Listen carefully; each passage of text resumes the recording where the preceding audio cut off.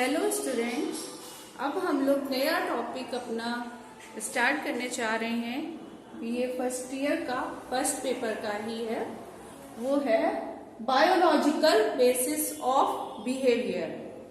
Biological basis of behaviour में सबसे पहले हम लोग पढ़ेंगे मीनिंग ऑफ हेरिडिटी, यानी कि हेरिडिटी का अर्थ, हेरिडिटी क्या होती है, ये समझना बहुत जरूरी है। ये बायोलॉजिकल बिहेवियर में सबसे पहले हम लोग पढ़ते हैं।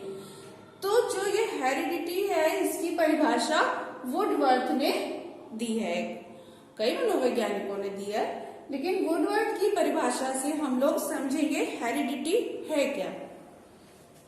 तो हेरिडिटी एक्चुअली में क्या है? वंशानुगत कारक में वह सभी कारक आ जाते हैं, वंशानुगत कारक है जो आप बराबर पढ़ते रहते हैं ना, प्रभावित करते हैं वंशानुगत कारक। तो ये तो मालूम होना चाहिए वंशानुगत कारक होते क्या है।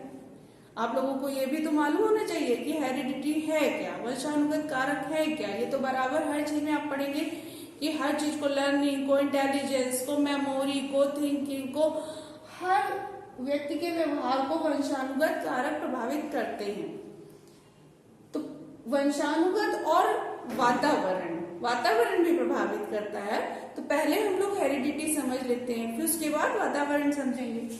वंशानुगत कारक में वे सभी कारक आ जाते हैं जो व्यक्ति के जीवन आरंभ के समय उपस्थित होते हैं, यानी कि व्यक्ति का जब जीवन शुरू हो रहा होता है, जब व्यक्ति जन्म लेता है, तो उसी समय से उपस्थित होते हैं।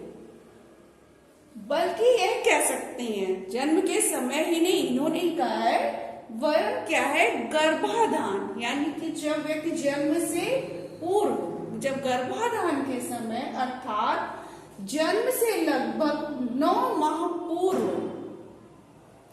उपस्थित होते हैं, ये वंशानुगत कारक कहलाते हैं। वंशानुगत कारक जो जन्म से पूर्व यानी कि गर्भाधान के समय अर्थात यानी जन्म से लगभग 9 माह पूर्व ही उपस्थित हो जाते हैं, यही वंशानुगत कहलाता है। तो वंशानुगत कारक जन्मजात विशेषताएं हैं जो बालक में जन्म के समय पाई जाती हैं। प्राणी के विकास में प्राणी के विकास में क्या है, वंशानुगत शक्तियां प्रधान तत्व होने के कारण प्राणी के मौलिक स्वभाव और उसके जीवन चक्र की गति को नियंत्रित करती है। तो इन वंशानुगत तत्वों को प्राणी की संरचना और क्रियात्मकता से संबंधित संपत्ति और ऋणी समझना चाहिए, ठीक है, क्योंकि इन्हीं तत्वों की सहायता से, जो ये वंशानुगत तत्व होते हैं, इन्हीं तत्वों की सहायता से प्राणी अपने विकास के लिए जन्मजात तथा अर्जित क्षमताओं का उपयोग कर पाता है। जो ये वंशानुगत तत्व होते हैं, इन्हीं की सहायता से व्यक्ति क्या है, जन्मजात, जो उसके अंदर जन्मजात है, और बहुत सी क्षमताएं जो अर्जित करता है, वो भी वंशानुगत तत्व ही होते हैं, उन्हीं के कारण क्षमताओं को अर्जित करता है, ठीक है, उपयोग कर पाता है। और क्या है, वंशानुगत प्रभाव के अध्ययन में बहुत से व्यक्तियों पर किए गए, परिवारों पर किए गए तथा निकट संबंधियों पर अध्ययन किया गया। तो बहुत से परिवारों में ऐसे हुए जो प्रसिद्ध साहित्यकार, वैज्ञानिक, कलाकार, न्यायाधीश जो भी होते हैं, जो ये बड़े बड़े वकील आदि, बड़ा छोटा कुछ भी हो, तो इनमें जब अध्ययन किए गए तो पाया गया कि ऐसे साधारण परिवारों को भी चुना गया। तो इन अध्ययनों के परिणाम स्वरूप क्या हुआ कि बुद्धि तथा अनुमानसिक योग्यताएं वंशानुक्रम से प्रभावित होती हैं। बहुत से लोग लिए गए अपने अध्ययन में ना, जैसे बताया अभी आपको, साहित्यकार, वैज्ञानिक और कुछ साधारण व्यक्ति भी शामिल थे। उस अध्ययन में बहुत प्रकार के लोग लिए गए। तब उन पे जब अध्ययन किया गया, ऐसे ही नहीं ये बात कही जाती है, कोई भी बात जैसे कि हेरिडिटी प्रभावित करती है ऐसे ही नहीं कहा गया। इस पर बहुत सी रिसर्चेज हुई हैं, तब ये बात प्रूफ हुई है और ये बात कही गई है। तो ये पाया गया कि बुद्धि तथा बहुत जो ये अन्य मानसिक योग्यताएं हैं ये वंशानुक्रम से प्रभावित होती हैं, ठीक है। तथा व्यक्तिगत भिन्नताओं का कारण वंशानुक्रम है। तो इसके अतिरिक्त क्या होता है, जो ये अपराध प्रवृत्ति है या जैसे मिर्गी आदि का किसी को दौरा पड़ता है, इन सब का संबंध भी वंशानुगत होता है। किसी अपराध प्रवृत्ति भी अगर ये कहाँ से वंशानुगत ही आती है। जैसे कि बहुत अच्छा कोई व्यक्ति भी वंशानुगत बनता है, तो जो बुराइयां भी आती हैं वो भी वंशानुगत होती हैं, ठीक है। और कभी कभी ऐसा होता है कि अगर घर में कोई मान लो नहीं भी है, फिर भी तो जरूरी नहीं है कि उसके माँ बाप से ही आए, उसके दादा दादी या और पिछली पीढ़ी या और उससे पुराने लोग, किसी का भी कोई गुण आना वंशानुगत के अंतर्गत ही आता है। अब हम लोग देखेंगे मीनिंग ऑफ एनवायरनमेंट, ठीक है।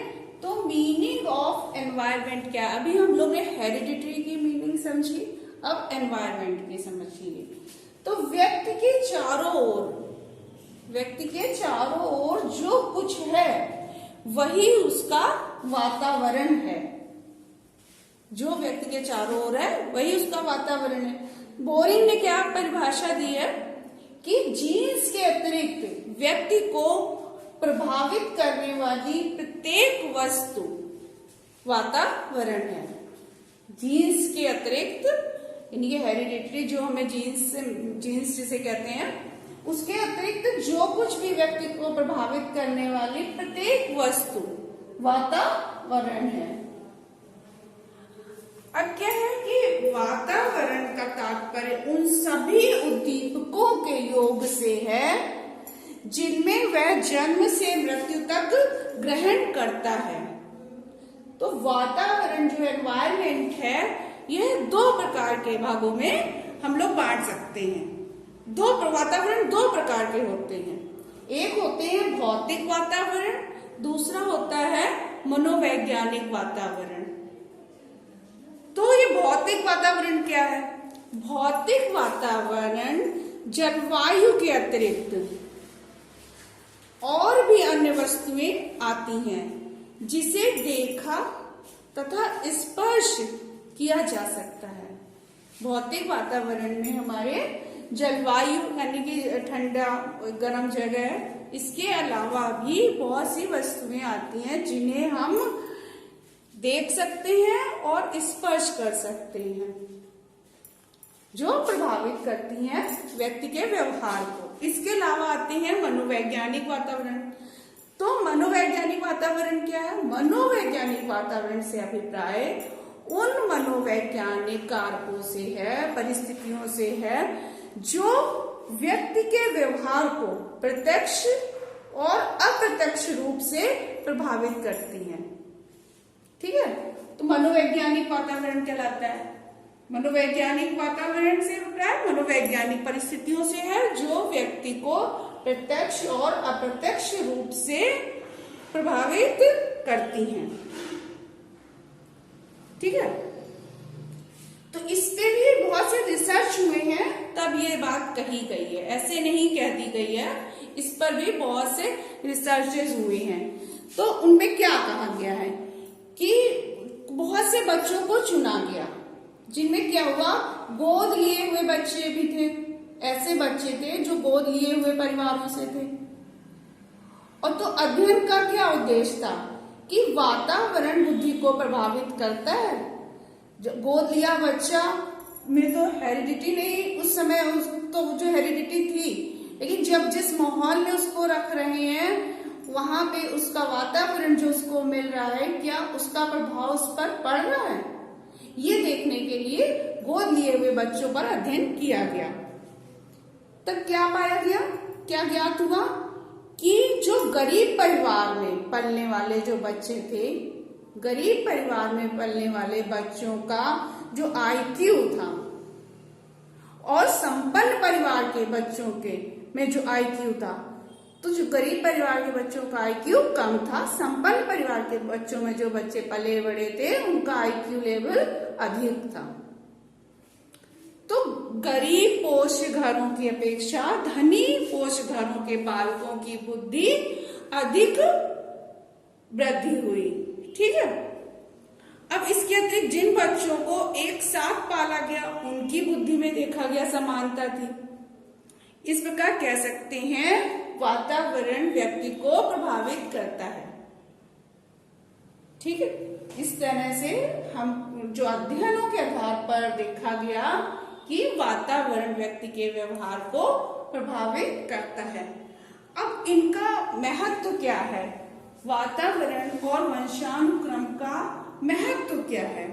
तो अध्ययनों से क्या स्पष्ट हुआ कि बालक के शारीरिक तथा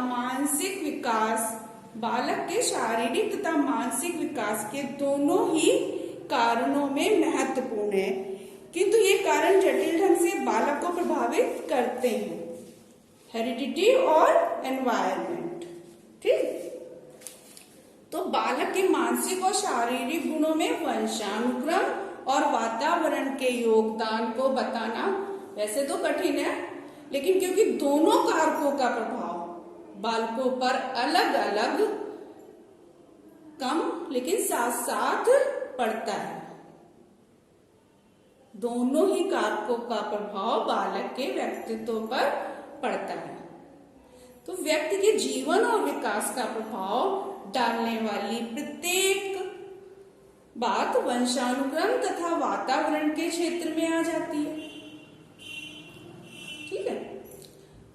तो क्या होता है, परंतु ये बातें इतनी ज्यादा कठिन है कि जो संयुक्त रूप से हम इनको जब देखते हैं तो वंशानुक्रम और वातावरण के प्रभाव में अंतर करना कठिन हो जाता है कि वातावरण का प्रभाव पड़ रहा है कि वंशानुक्रम के कारण ऐसा हो रहा है।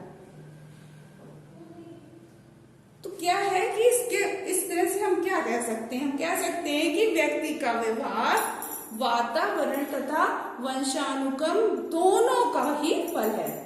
वातावरण और वंशानुक्रम दोनों का ही फल होता है व्यक्ति का व्यवहार, परंतु दोनों कारणों का जोड़ मात्र नहीं, क्योंकि दोनों कारक का प्रभाव स्थिर न होकर गतिशील है। तो बालक के व्यक्तित्व तथा व्यवहार को समझने के लिए वातावरण तथा वंशानुक्रम का पारस्परिक अंतःक्रियाओं को समझना भी जरूरी है। दोनों के प्रभाव को देखना जरूरी है कि किस चीज से प्रभाव किस चीज पर पड़ रहा है। दोनों एक दूसरे के पूरक हैं, हेरिडिटी और एनवायरनमेंट।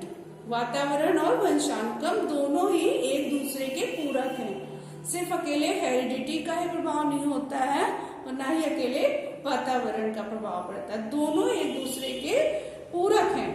इनमें से किसी एक कारक के अभाव में जो व्यक्तित्व का विकास है वह संभव नहीं है। एक के भी अभाव में, हेरिडिटी या एनवायरनमेंट, दोनों में से एक के अभाव में भी व्यक्तित्व का विकास संभव नहीं है। व्यक्तित्व विकास में वातावरण की अपेक्षा वंशानुक्रम का योगदान अधिक है। वातावरण की अपेक्षा वंशानुक्रम का योगदान अधिक माना गया है।